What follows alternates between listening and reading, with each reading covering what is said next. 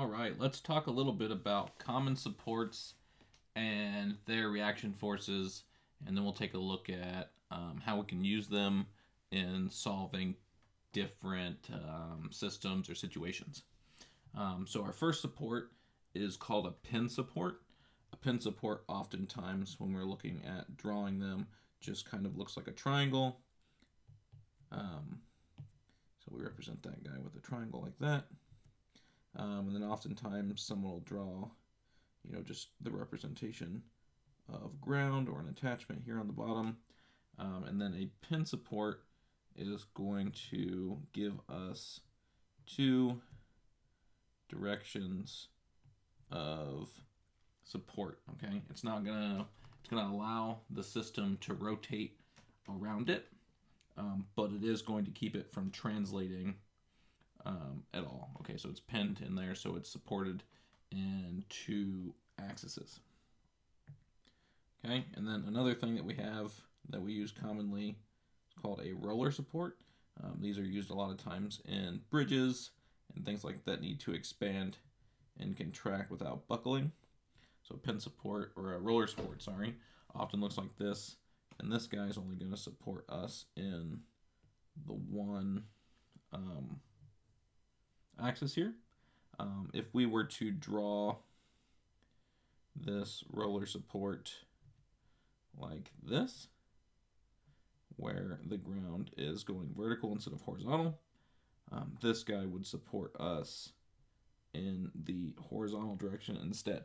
Okay, so your support on a roller support is going to be perpendicular to the ground.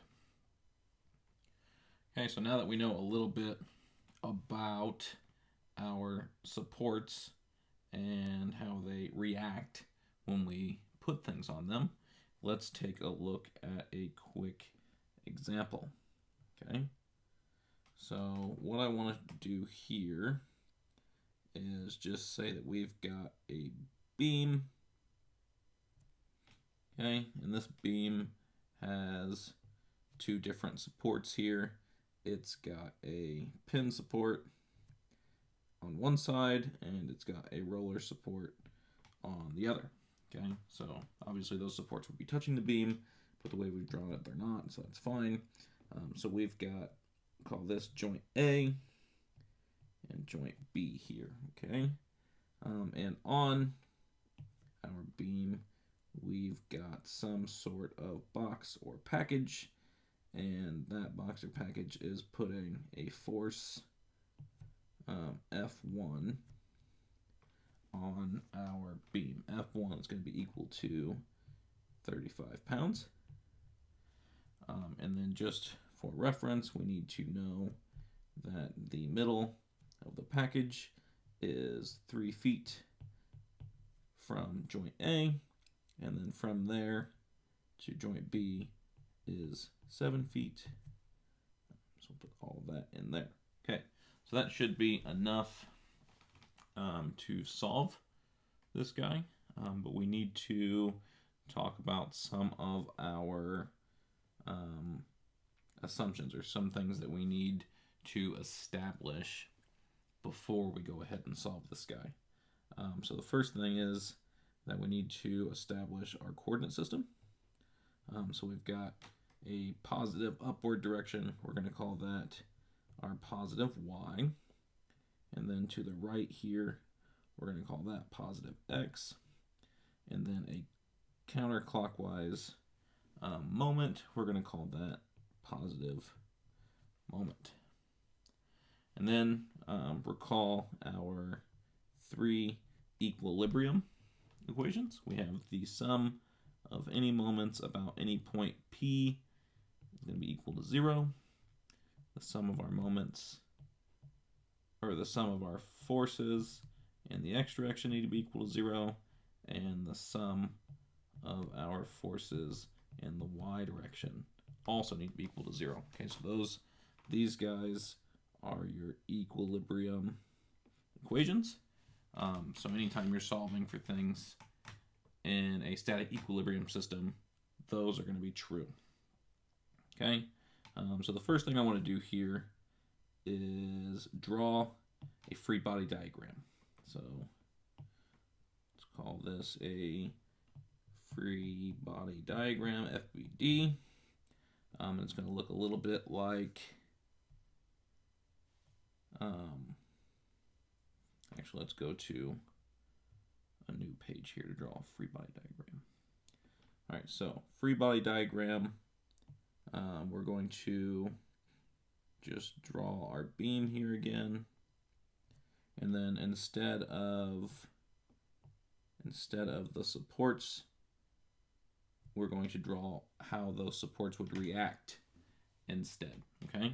So with a pin support, remember we've got a vertical reaction force and a horizontal reaction force.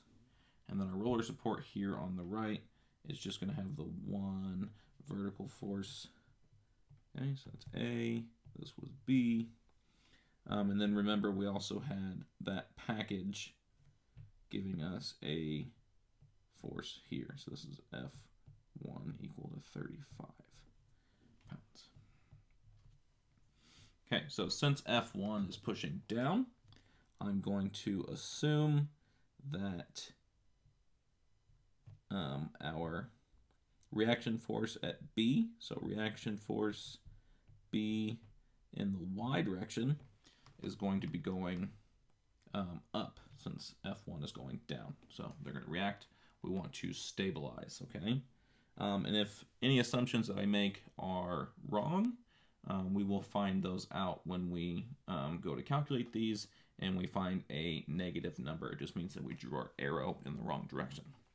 So I'm also going to assume that our AY here is going in the positive direction. And then I'm not sure about our AX. So I'm just going to take a guess here to the left. Okay, so the first thing I want to do now is I want to sum the moments around a point, and I know that they need to be equal to 0. Okay, so if I'm summing the points, and I'm going to pick point A. Okay, so 98, 95% of the time, you're going to pick a pin connection because it's going to make your life the easiest. Okay, and we'll show you why here. So moments around point A. Any force can create a moment. So if you remember, moments are equal to the distance perpendicular times the force. Okay, so if we're going about point A, we're going to calculate a distance times a force. So we could have the moment caused by A in the x direction plus the moment caused by A in the y direction. We could also have the moment caused by F1 and the moment caused by B in the y direction. Okay, so those are our 4 different forces that we have acting on this system. They can all create a moment. If you're looking at AX and AY, what's our distance? Our distance for this guy is going to be 0, okay? And then 0 multiplied by anything is going to be 0. So the moments for anything acting on A around A is going to be equal to 0. So this one's 0, and this one's 0, okay? The moment about F is that guy trying to act in a positive or negative direction. So is this guy going clockwise or counterclockwise? So about the point A, F is trying to push us in a clockwise motion. And we established that clockwise was going to be negative. So negative, distance was 3 feet, 3. And then our force here is 35 pounds, 35. Okay, and then we're going to add up our RB because RBY is trying to push this system around point A in a counterclockwise position, which makes it positive, okay? That guy, we don't know its force, so RBY. We do know its distance, which is 10, okay? So if we go to solve this guy, we know everything's got to be equal to 0. 3 times 35 is 105. That's a negative, plus 10 RBY is equal to 0. So that gives us RBY equal to 10.5. Okay, so that is our first unknown. Okay, so we had 3 unknowns, we got 3 equations, so we're a third of the way there. So the next one I want to do should make our lives pretty easy, hopefully. So if next equilibrium equation is the sum of the forces in the x direction need to be equal to 0.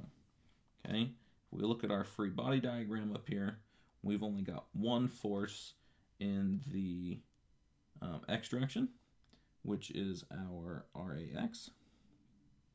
So if we go down here, we know that if we sum these up, we get RAX plus nothing else.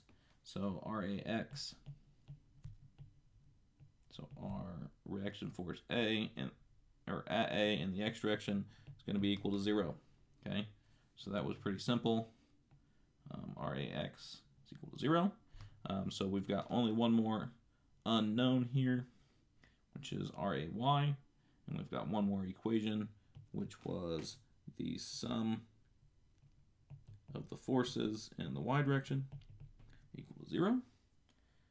If we're looking up here, we had RAY, and we had F1, which is going down, so it's going to be negative. So negative F1. And then we had plus, because it's going in the positive direction, R, B in the y direction. Okay. We do not know what RAY is, but we do know that F1 is equal to 35 pounds, and we know that RBY is equal to 10.5 pounds. And we know that all of this is equal to 0.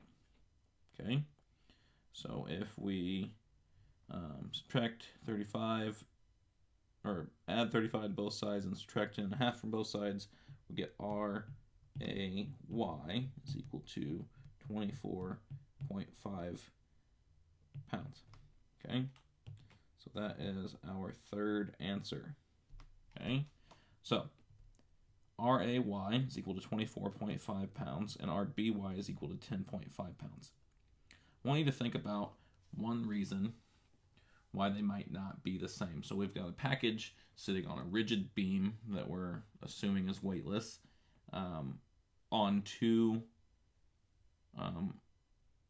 joints. Okay, so it's sitting on there, it's pushing down on our different joints, and we're wondering, okay, why aren't they just the same? You know, we got a package, they're pushing on 2 things. You would think intuitively, you know, maybe they're just the same. Okay, but you need to remember that your distance is 3 feet here. Okay, between F1, and then it's 7 feet over here. Okay, so since the package is closer to A is going to feel a larger weight. So just imagine you and your friend are trying to carry a table full of stuff. Most of that stuff is closer to you. You, being the good friend, are going to carry more of that weight when you're trying to move the table. Okay, so this was just a quick example of some of our different joints and their reaction forces. I hope that explained everything for you guys pretty nicely. If you have any questions, let me know.